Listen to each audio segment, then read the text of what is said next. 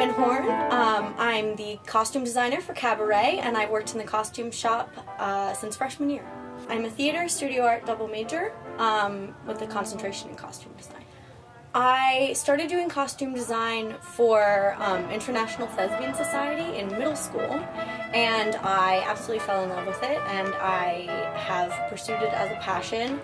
I realized that it could be a career when I was watching Project Runway, and I decided that that was what I wanted to do, and so I've been following that path ever since I got to college. So now it's my senior year, and my thesis is costume design for Cabaret, which I'm very excited about.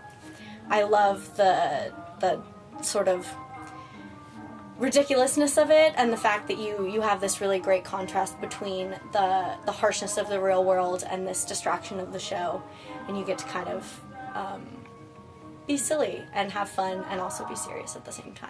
It's a really good combination, and I love the era. A lot of it is kind of gut reaction in terms of colors and everything, but there's a ton of research that goes into the historical context, the era.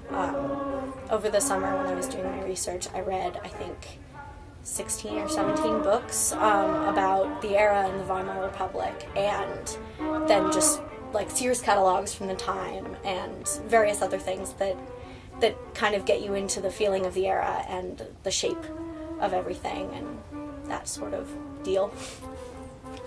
Collaborating with all of the other designers plays a really key role because the choreography has to match what they're wearing, because if they can't move in the costumes, then the choreography doesn't work. And if the colors of the set clash with the colors of the costumes, then that would be visually disorienting. So you really have to communicate with each other and make sure that everything is matching up and meshing in a way that's visually appealing and also practical for the actors and for the just production as a whole. Other factors that influence my design are definitely the perspective of the modern audience, because there's a lot of symbolism, specifically in a show like Cabaret, where they're referencing these cultural atrocities that have happened. There's a lot of imagery that's used that has been used in later times again and again in other shows, but also in the real world, and you have to keep in mind what that imagery meant at that time and also what it could mean now. So it's really important to make sure that the show is still coming across to the modern audience as it was intended to come across to the audience of, say, the 60s when the show was first produced. Suzanne is the costume shop manager. She's amazing. So Suzanne runs the costume shop, which means that all of the wonderful employees and volunteers that we have at the costume shop are the ones that end up actually creating the costumes that I design. I've been working at the costume shop, so I'm able to sort of have in-depth knowledge of what we are able to produce.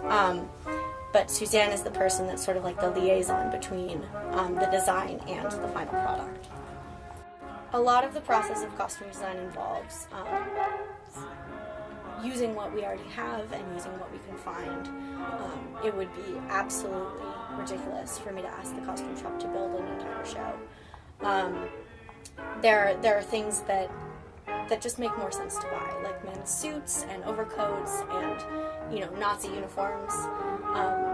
Those are pieces that other people have in stock that we can access or we could rent, or there's a lot of things that we can buy or that we already have in our own stock from past productions that make it into the show and kind of gain a new life that way. 5, 4, 3, 2, 1. Happy New Year! So during my time at Pomona, I've learned so much about costume construction and the way things work backstage. There's been some really fascinating things that I've learned just from working in the costume shop, and being able to be wardrobe head backstage has really helped me as well, because that was definitely a learning experience as well, and I think that it's really given me a lot of experience.